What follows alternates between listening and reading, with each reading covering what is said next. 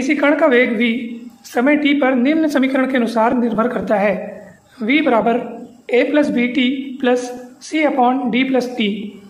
a, b, c एवं d की विमाएं ज्ञात कीजिए। काफ़ी इंपॉर्टेंट प्रश्न है, बहुत ही ज़बरदस्त प्रश्न है दोस्तों। यहाँ पे हम इस्तेमाल करेंगे विमीय समांगतता के सिद्धांत का। ठीक है, तो विमीय समांगतता के सिद्धांत के अनुसार किसी भौतिक समीकरण के दोनों पक्षों के प्रत्येक पद की विमाएं समान होनी चाहिए। दोस्तों, यदि ये भौतिक समीकरण शुद्ध है, शुद्ध अर्थात प्योर है, यानी कि सही है अगर ये, तो निश्चित रूप से इसके दोनों पक्षों में प्रत्येक पद की विमा समान होनी चाहिए। यानी कि जो विमा v की है वही विमा a की होनी चाहिए, जो विमा a की है वही विमा bt की भी होनी चाहिए। यानी कि दोनों पक्षों की विमा बराबर भी होनी चाहिए और एक ही पक्ष के जो अलग अलग पद हैं उनकी विमा भी आपस में बराबर होनी चाहिए। यानी v की विमा इनमें से हर एक के बराबर होगी। v की विमा a के बराबर, v की विमा bt के बराबर, v की विमा c upon d plus T के बराबर। ठीक है, यानी कि इस तरफ जो है उसकी विमा इधर उपस्थित हर एक पद के बराबर होगी।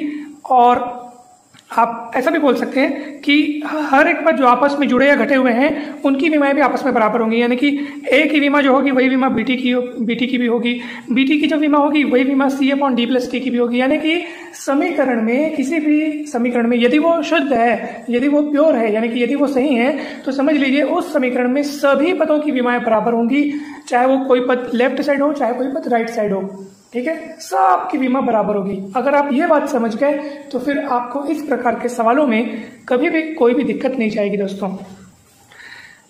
तो जैसा कि आप समझ सकते हैं कि a की विमा वही होगी जो कि v की विमा होगी, तो हमने यहाँ पे लिखा है कि a की विमाएं बराबर v की विमाएं।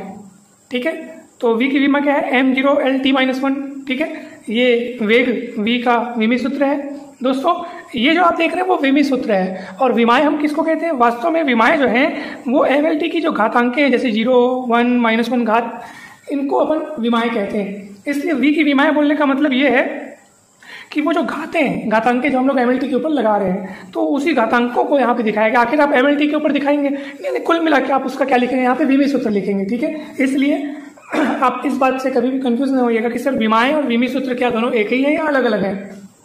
तो आखिर विमीय सूत्र लिखने के लिए हमको mLT के पावर में उन विमाओं को तो ही लगाना पड़ता है दोस्तों। इसलिए v की विमाएं वही विमीय सूत्र के रूप में ही हम लोग उसको यहाँ व्यक्त करेंगे। चलिए अब हम देखते हैं bt की विमा क्या होगी। तो bt की विमा वही होगी जो कि v की विमा है, परंतु आपको b की विमा चाहिए तो t वाला को ट्रांसफर करना पड़ेगा नीचे।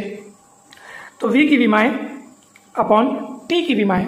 तो v की विमाएं मतलब v का विमीय सूत्र आपको लिखना है, जिसमें आप mLT के ऊपर जो घातांकें लिखेंगे वही विमाएं होंगी। दोस्तों, आपने विमाओं की परिभाषा आपने पढ़ी होगी कि